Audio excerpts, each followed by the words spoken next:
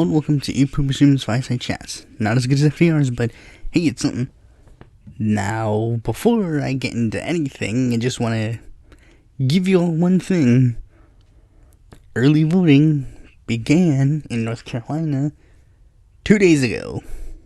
Well, it began on the day before Valentine's Day, so I actually managed to drag my mother that never voted in any time in her life to vote for the first time. Who did she vote for? Well, I'll probably wait to tell you that on another day. But I think if you follow me on Twitter, you'll probably guess who both of us voted for.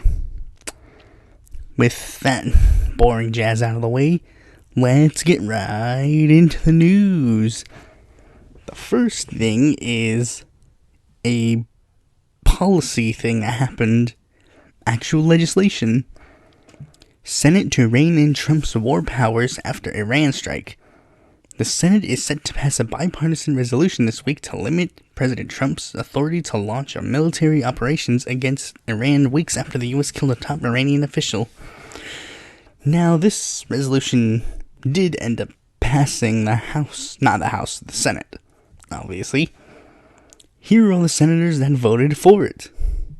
Alexander, Baldwin, Bennett, Blumenthal, Booker, Brown, Cantwell, Cardin, Carper, Casey, Cassidy, Collins, Coons, Cortez Masto, Duckworth, Durbin, Feinstein, Gillibrand, Harris, Hassan, Heinrich, Hirono, Jones, Kane, King, Klobuchar, Leahy, Lee, Manchin, Markey, Menendez, Merkley, Moran, Murkowski, Murray, Paul, Peters, Reed, Rosen, Sanders, Schatz, Schumer, Shaheen, Sinema, Smith, Stanbanow, Tester, Udall, Van Hollen, Warren, Whitehouse, Wyden, and Young.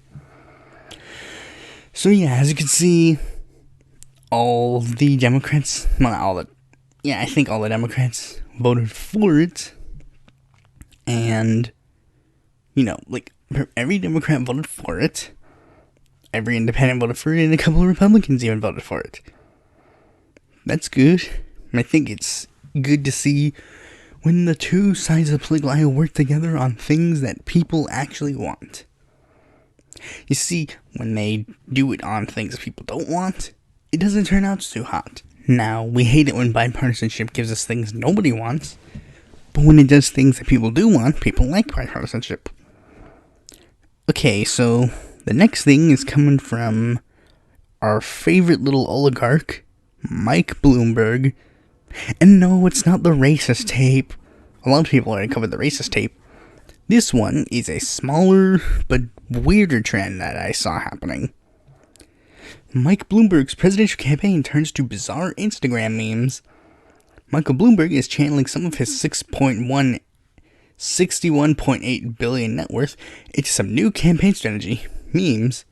The Democratic 2020 hopeful unleashed a flood of posts on Instagram Wednesday night, partnering with some of the most followed accounts for a series of bizarre memes.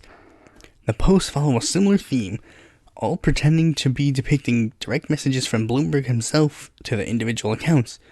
Most of the posts find him taking the persona of an out-of-touch old guy, trying to reach out to a younger audience in a tongue-in-cheek fashion to go viral. This is so stupid. Bloomberg is buying himself relevancy again. Nobody cares about you, Mike Bloomberg. Seriously, nobody cares.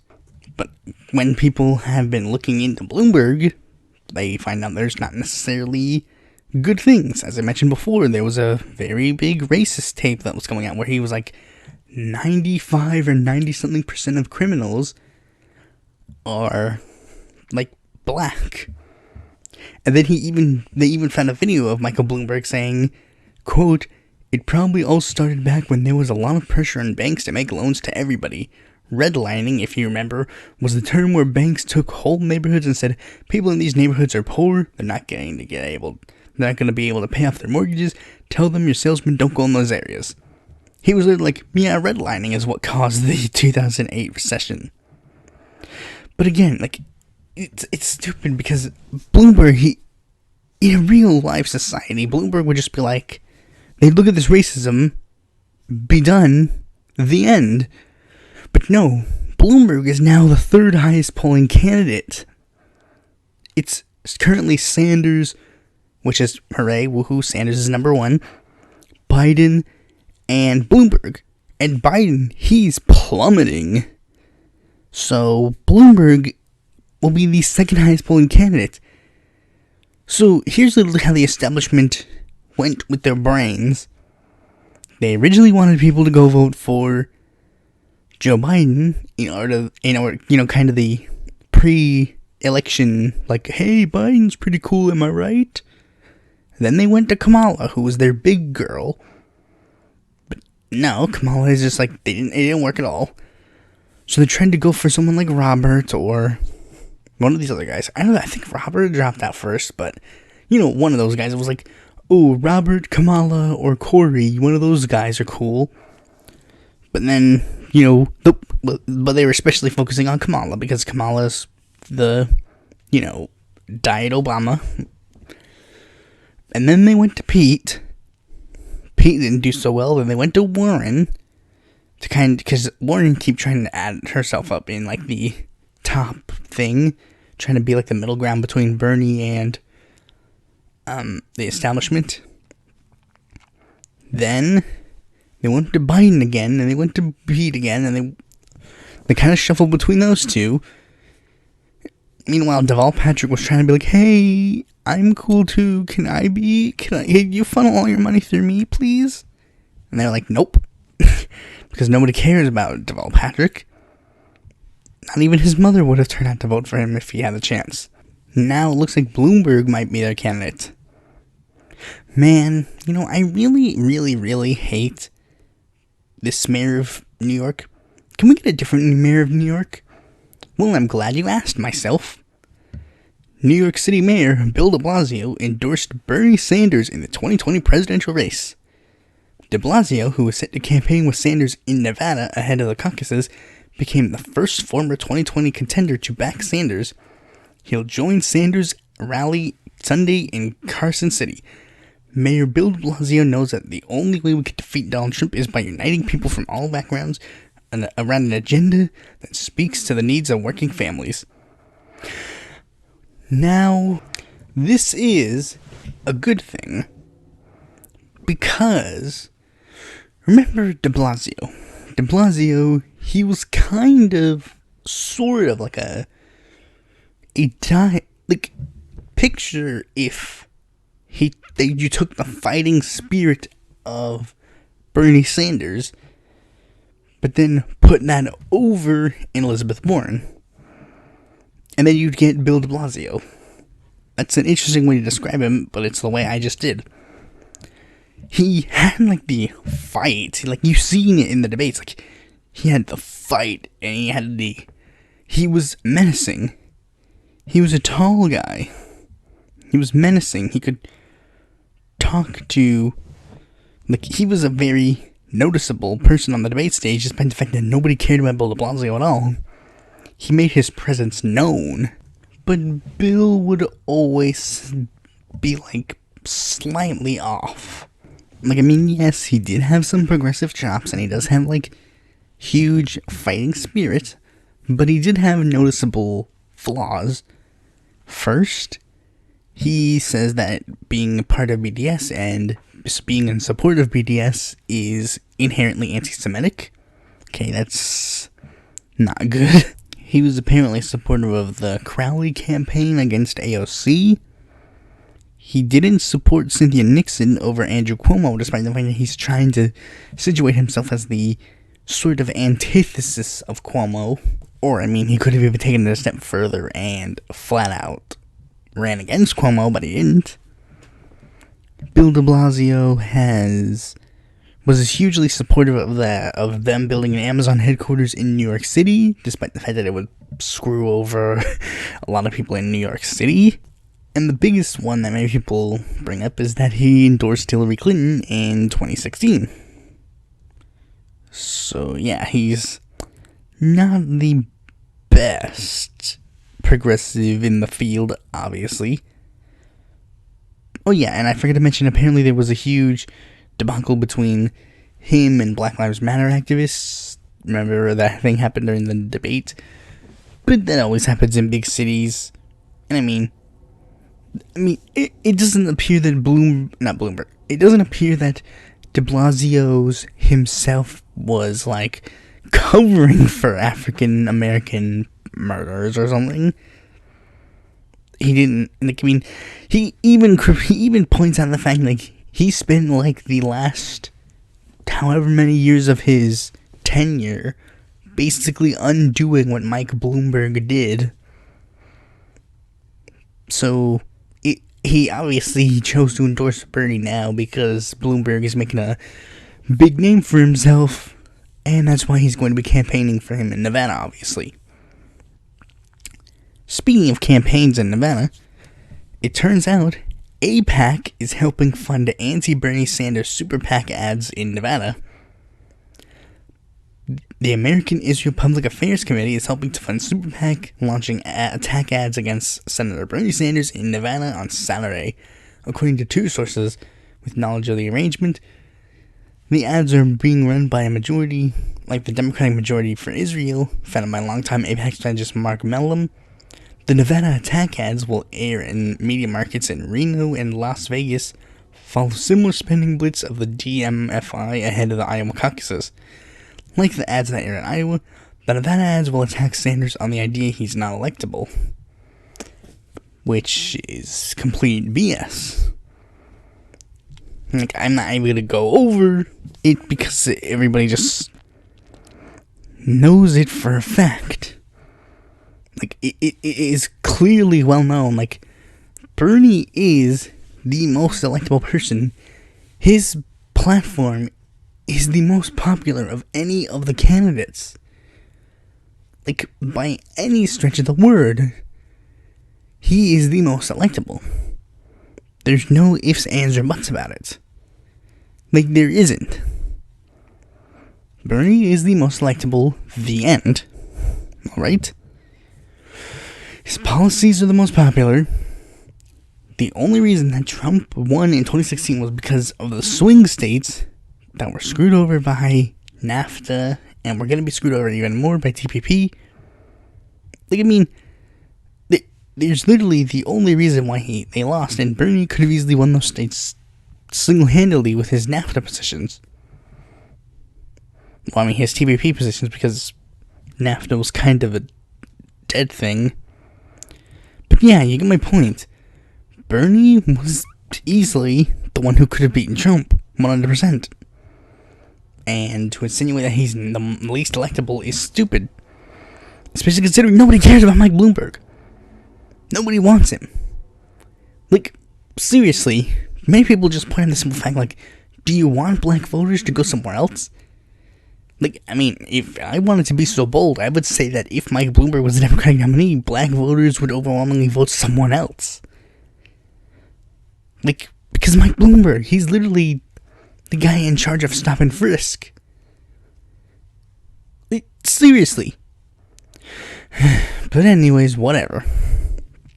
Now we're gonna go over the New Hampshire primary, because it happened. Now, here's what has currently happened. Now, there doesn't seem to be any screw-ups. There weren't any major hiccups. It seems everybody was just fine with the vote totals. And everybody just seemed to be alright. But here's what ended up happening. Here's the vote totals. Only 3 candidates ended up receiving delegates. Amy Klobuchar got 6 delegates and 19% of the vote. Pete Buttigieg got 9 delegates and 24% of the vote. And Bernie Sanders got 9 delegates and 25% of the vote. So yeah, Bernie is winning. Now, I know you might say, well, the delegates is... Look, he's clearly winning the votes. And when he gets some more, and when the things move on, and things don't get 100% done right, like when the votes are getting to more prevalent states, like, it's showing. In states like California and Texas, he's going up. In the national in the national polls, he's going up, up, up. Because people are seeing, like, he's, like, the glasses are off. People were only saying, like, oh, Biden's the most winnable, most electable, because they were just like, oh, he's a former VP. But he's going up, up, up. Like, Bernie's going up. He's nowhere to going up. And a lot of other candidates don't have as many highs as people were thinking. Like, Tulsi didn't do that good. I mean, she got 3% of the vote, and Andrew Yang got 2% of the vote, but it's not, like, that good. To be fair, they did better than Deval Patrick, who got less votes than Mike Bloomberg, who wasn't even on the ballot. He was a write-in. Speaking of candidates, that's another thing that happened. In between the New Hampshire primary and now, 3 Democratic candidates dropped out of the presidential election. Let's go over the 3 that left. The first one that left is Michael Bennet. I mean, technically he's not the first one that left, but he's the first one I'll talk about. Michael Bennet, his campaign was, well, his campaign was there. He was pretty much John Hickenlooper, but not. like, seriously, he was, like, nothing. He was like, hey, I'm Michael Bennett. Like, I can't really sum up Michael Bennett's campaign. He was just one of those moderate nobodies that nobody cared about. You know, like Seth Moulton or Tim Ryan or John Hickenlooper. Except the difference is Hickenlooper had an interesting name to counteract that. Michael Bennet had nothing. Like, I mean, he was in a safe Senate seat. Like, he wasn't up for re-election, so he was fine. So he could just lounge around and do nothing. But yeah, Bennett's campaign was just nothing, nowhere. We will not be missing Michael Bennet anytime soon. The second candidate to drop out, well, I mean, technically the third, but again, we'll get to that last one when we get to him, is Deval Patrick. Now, Deval Patrick, I describe him as the Diet Cory Booker. And it shows. Like, when nobody cared about Cory Booker, exponentially less people cared about Deval Patrick. Now, like, Deval, he literally entered the race just because he wanted to give the corporate Democrats a new face. You think I'm kidding, but I'm not. Like, I'm serious. He explicitly stated, like, oh, I'm entering the race because I want to help Democratic fundraisers, and he specifically was in contact with fundraisers before he entered his race and literally during he entered the race. He got in literally 0 debates.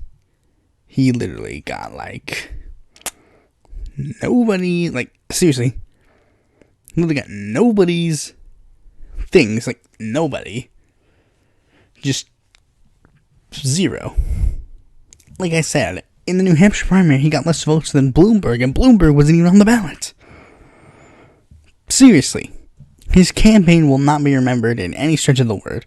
His campaign was there one day, then was gone the next. Literally, nobody will care, nobody will bat an eye, nobody will be crying about, like, Deval Patrick, no! Like, seriously, nobody's gonna care. However, there is one more candidate whose campaign exit was met with huge disappointment. Andrew Yang dropped out of the Democratic race. Now, was I a Andrew Yang supporter? Not really, no. But did I see Yang's momentum? Yeah, I seen it firsthand. I was there. I was there since the beginning. Don't believe me, I posted a video talking about Andrew Yang way before anyone else. Before Cenk Uygur, before Secular Talk, before Hill of Roses, before any of them. Because I saw Yang. He was on Wikipedia. He was listed under Democratic candidates. And I talked about him. That was all Andrew Yang was in the beginning. But then, Andrew Yang, I don't know when, and I don't know why, but for some reason he started being featured in, like, considered major candidates. And it was that first debate where everybody was saying, like, you need to make this amount of money and you're guaranteed to be on the debate stage. Like, if you meet the donor threshold for this debate stage, you will 100% be on the debate stage, even if the polling threshold doesn't add up. Because the polling threshold and the donor threshold was like either or. The donor threshold was seen as more important because back then, it actually meant that there was momentum. And then, it was like, Andrew Yang met that threshold. And he made it on the stage. He had like 3 minutes of airtime, but he used that airtime to his advantage. He talked about his freedom dividend and did reasonably well. Then, that was the thing. The next debate was going to have that same threshold, and the donors came back. They were like the same debate, and they did well. And here's the thing. Tulsi, Marianne, and Yang were the candidates that seemed to benefit the most from this donor threshold. Because they were like smaller candidates that weren't getting that much airtime and that weren't going to be featured in many polls. Especially going forward. So here's what happened. Marianne quickly fell. Tulsi didn't fall because she had the benefit of being a representative. Now, normally you'd think, oh, Yang would fall too, since Marianne did. But for some reason, Yang didn't fall. It was because Yang had a huge amount of momentum and a huge amount of support. And that momentum, quickly, it was noticeable that he wasn't really, like, he was still on the bottom of the Democratic candidates, but I mean, the media kept saying, like, oh, he's, like, on the bottom, but everybody was thinking, like, me especially was like, is it really, like, good to put him on the bottom? I mean, you see his support, right? And his support just kept going up and up and up. And then all of a sudden, he went from being on the bottom with John Delaney to being in the mid-tier with the likes of Cory Booker and Tulsi Gabbard. Then, all of a sudden, one day, he got in like the top 5 candidates. And then he was shot down to top 6 because Bloomberg just waltzed in and was like, I got like $10 million right here if you need some. Oh, why magically Bloomberg is near the top? How did he get here? But yeah, Andrew Yang, he actually like went up in the polls and he went from like being a political nobody to being one of the top contenders. And you could see he had momentum. Like, I mean, like in North Carolina, remember, this is North Carolina. Here's the support I've seen. I've seen like 3 Bernie bumper stickers, 1 or 2 Warren stickers, and 1 Andrew Yang math hat. Those are the 3 campaign logos I've seen in North Carolina.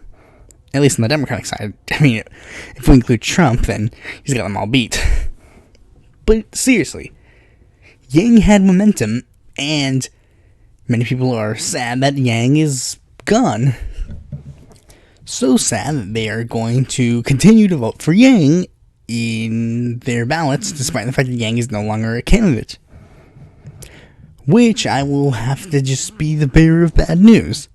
Guys, I don't know if you heard, but Andrew Yang dropped out. You don't gotta vote for him no more. And now, here's the thing. They try to rationalize this. Oh, we're trying to make a point. No, you're not making any point. You wanna know what your point is? You're taking that voter card.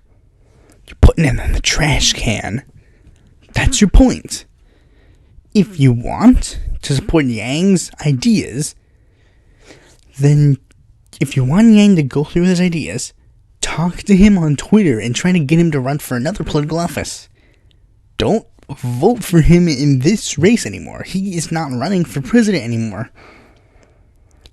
Get him to talk with Bernie and then try to get Bernie to endorse the freedom dividend. Or go to Tulsi, who's supporting a freedom dividend, or something like that. She's supporting some form of basic income, or whatever. Or you can go to the candidate that I'm going to talk about next, because he's also supporting a freedom dividend.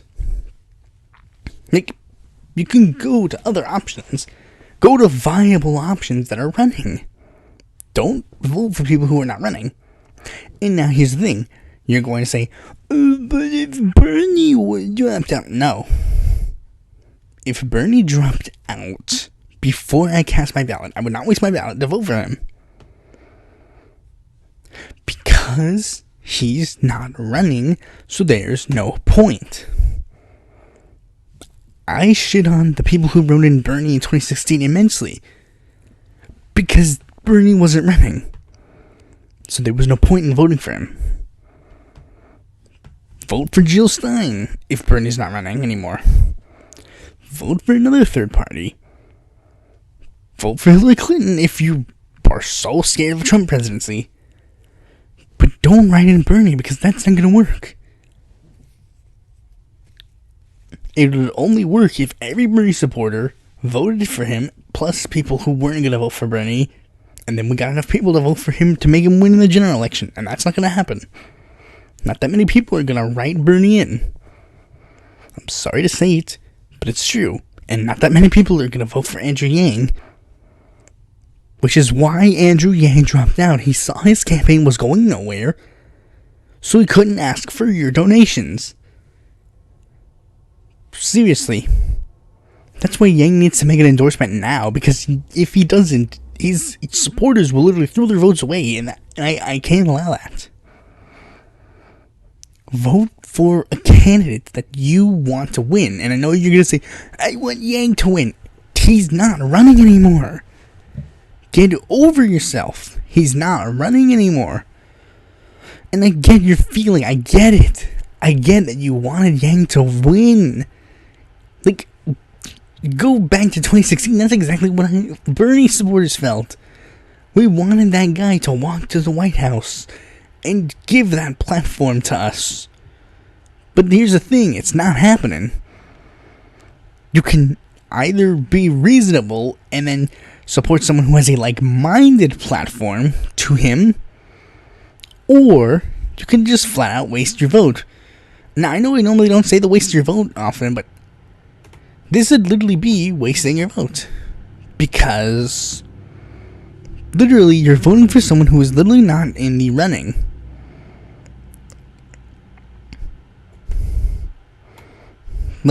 Seriously.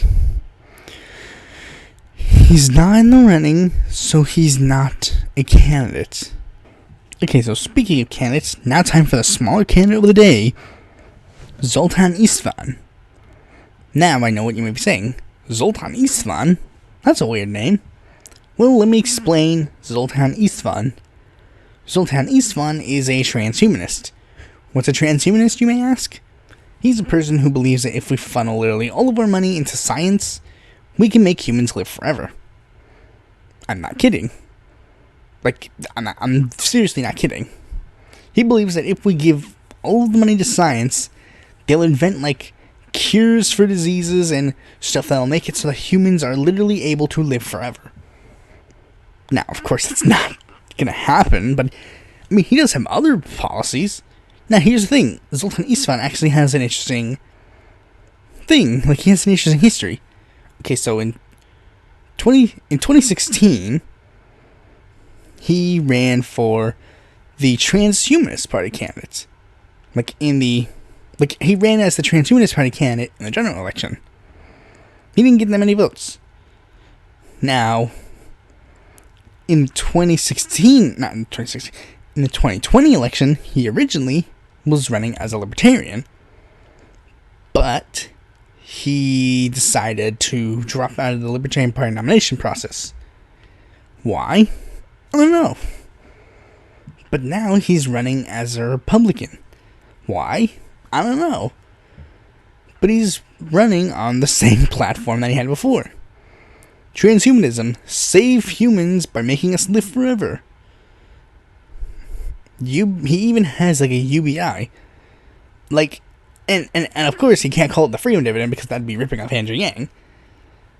So his plan is called the federal land dividend. It monetizes America's mostly unused $100+ trillion natural disaster resources via leasing rights, and in return promises to give every citizen a permanent monthly income of $1,000 a month. So yeah, he's clearly kind of the Andrew Yang of the Republican Party. But the thing is, this one's running and Andrew Yang isn't. Oh, I got you, sons. Just kidding, bro. So, okay. Now we're on to the main topic of this video. Something that is politically stupid and irrelevant almost. Rush Limbaugh.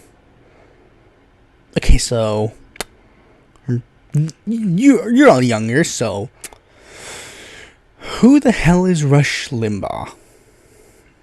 Okay, so here's exactly what it says here. He is an American radio personality, conservative political commentator, best known for the host of the long-running Rush Limbaugh show. Now, what is the Rush Limbaugh show? It's a conservative American radio talk show. You see, this is something on the radio. It's been running since the 80s and has kind of just been a steady conservative radio talk show. Now, of course, you might say, this is weird. Why are you talking about this political irrelevant man? Well, I wouldn't say he's politically irrelevant 100%. He's politically irrelevant in a lot of ways, but he's also politically relevant in an interesting way. Okay, so, for starters, he was the one who basically kicked off conservative talk radio in the 80s. Because around that time, I think it was like just as Carter was ending his administration. No, I think that was like when Reagan was starting to reach his peak. Somewhere around that time. Like Carter was going out and Reagan was coming in. So conservatism was kind of the big political idea for the common man. Especially considering many Democratic voters actually voted for Reagan. Because, I don't know, Reagan just seemed more cool or populist. They were considered Reagan Democrats, and it was mostly in the Rust Belt. The common Joe Schmo of America was seen as conservative-minded. You know, maybe not on everything. They obviously weren't conservative on, like, every issue, like free trade or something. But, you know, like, on the bread and butter issues, like gay marriage or sex and stuff. They were mostly conservative-minded. And, you know, they had, like, basically a Hank Hill idea. If you've seen King of the Hill, he's, like, you know, just down-to-earth, kind of conservative. He's not, like, hateful, but he's definitely got, like, a religious background and stuff. You know, it's kind of just stuff you see in the South. Like, you know, they don't hate black people, except for the ones who do, but the ones who don't, they just are mildly confused about black people. Now, of course, you might say this is radio, it's a dying art. Well, I mean, it's not entirely the case. You see, Rush Limbaugh's show is still kind of relatively popular. He gets 15.5 million weekly listeners. His show, it was popular back then, and it's still popular now, because, who listens to the radio anymore? You know who does listen to the radio? Conservative, 50-somethings. They're the people who listen to the radio. It's a dichotomy. Left-wing media usually dominated the internet, whereas, conservatism adopted you look at it, usually in every single old media, conservatism is the tippy top. That's where it's popular. Traditional media, if you will, Fox News was incredibly popular for a long time. I mean, I think it's still the most watched news network, yeah. So, traditional media like TV, radio, that's where, right-wing stuff usually reigns supreme. But on the internet, left-wing stuff usually reigns supreme. Like the likes of TYT, Secular Talk, we get the rise of BreadTube. But, right-wing, there's remnants of both groups in both areas, obviously.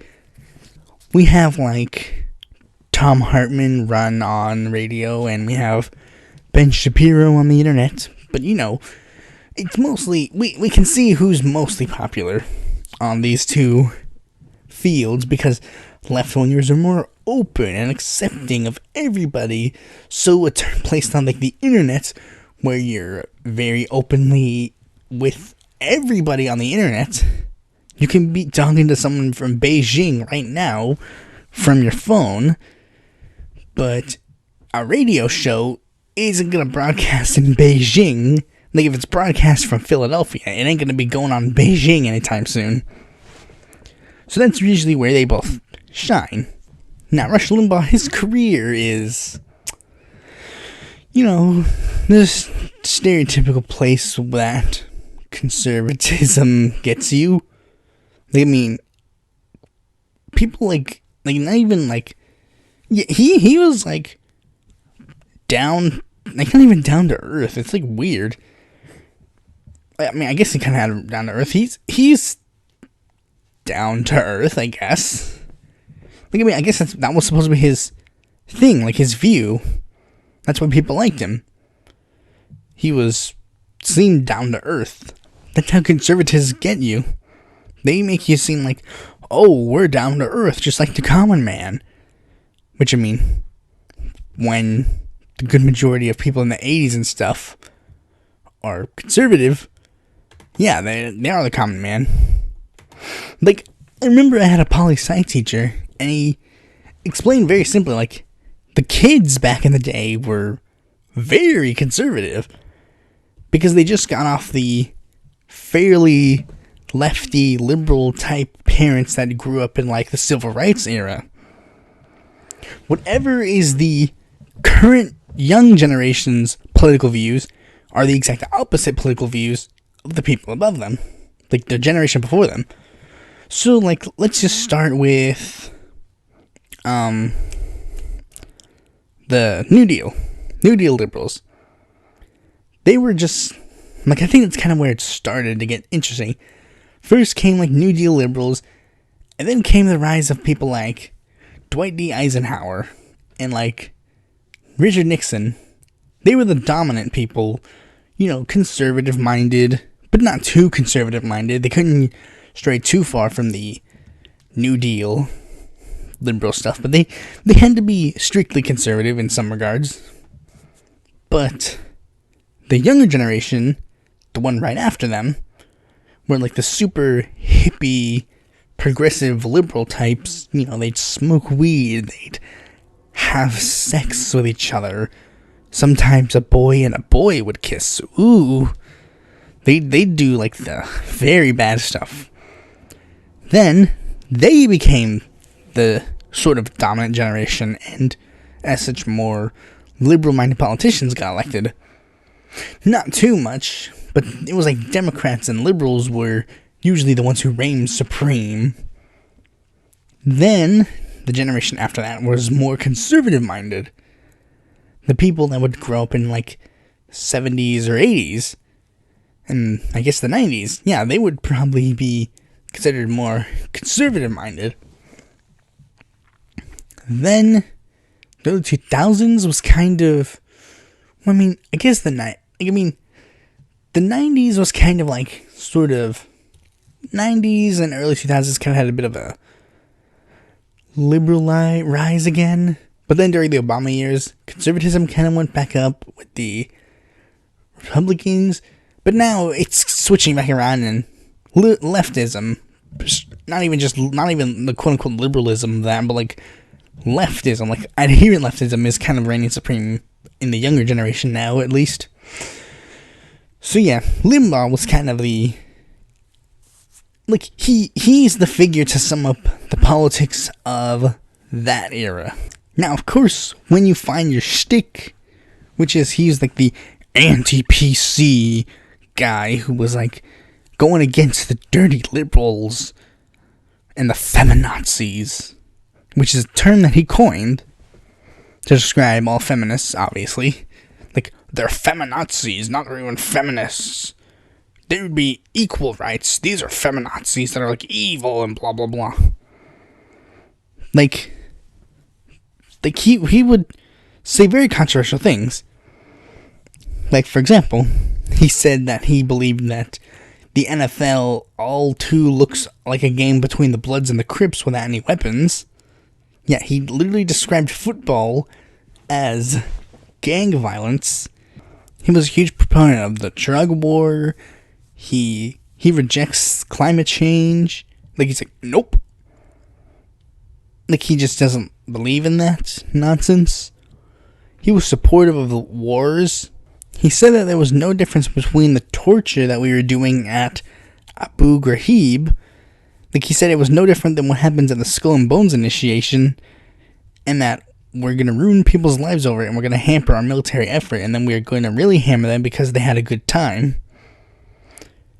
He accused Harry Reid of deliberately undermining the war effort, which, if he was, good on him. He supported NAFTA, but he's well known for his, like I said, he's well known for his, hard-hitting stuff, like his anti-PC stuff. And here's the most, when I first saw it, this was a thing, I'm like, wait, hold on, what? A culture which rejects moral standards. In other words, anything goes. You know what the magic word? The only thing that matters in American sexual mores today is one thing. You can do anything. The left will promote and understand and tolerate anything as long as there is one element. Do you know what it is? Consent. If there is consent on both or all three or all four, however many are involved in the sex act, it's perfectly fine, whatever it is. But if the left ever senses and smells that there's no consent in part of the equation, then here come the rape police. But consent is the magic key to the left. Well, he's got me there, to be honest. Seriously, it's like, what? Excuse me? What the hell are you talking about? He's like, do you know what the left is talking about? The only thing they care about is if you consent to the relationship. It's like, yes. And that's a bad thing?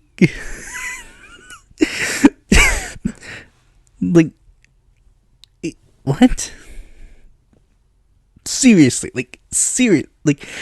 when he did this huge rant, literally nobody was, literally everybody was, looking at him excuse, what? And then he's, he says, in the middle of it, and then if they sense that there's no consent, here come the rape police. It's like, Or I guess you could just call them the police, to be honest. Yeah, that's...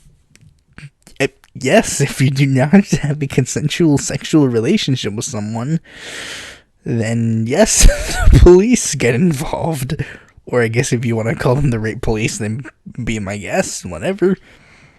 Then I guess people who investigate murder crimes are called the murder police. And people who investigate financial crimes are the financial police. But yeah, he's also known for like, oh, Obama's a Marxist, Obama's a Leninist, no. But that's like typical conservative BS. And I mean, usually conservatives, they try to hide that part with like, oh, like they try to hide this whole consent stuff by saying like, oh, we just don't want more false things of consent to come out. And it's like, okay, fine, fair enough. Like if you want to say like, oh, we're concerned that there's people who might use the term like sexual assault or rape, like will cry foul and will diminish the whole people who actually have rape crimes. It's like, okay, fair enough. But I mean, he literally says like, do you know what they care about? They care about consent. Yeah, stupid, am I right? It's like, seriously, what? This is stupid. Like, that should have gotten like Rush Limbaugh, like, I mean, of course not canceled, technically. I mean, technically it's weird. They probably should have at least given him like a letter saying like, Rush, did you just advocate that sexual consent is wrong? And then given Rush Limbaugh a chance to be like, oh no, wait, here's my clarification. But no, to my knowledge, he didn't really get that clarification. He was just weird. Now, why the heck am I talking about Rush Limbaugh now? Very simple. Rush Limbaugh was diagnosed with advanced lung cancer on January 20th, 2020. Yeah. That's one thing that'll push me closer to make an episode about you. Now, of course, I mean, it's a pretty serious thing. The man has lung cancer. That's a very serious thing.